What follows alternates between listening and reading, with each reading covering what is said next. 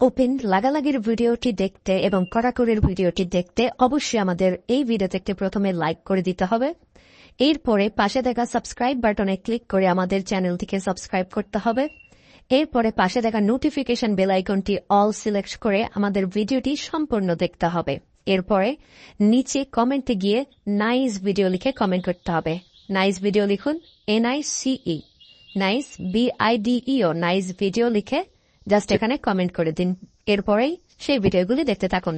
But if I lay down and I play dead and I stay dead, maybe you'll get sick of being the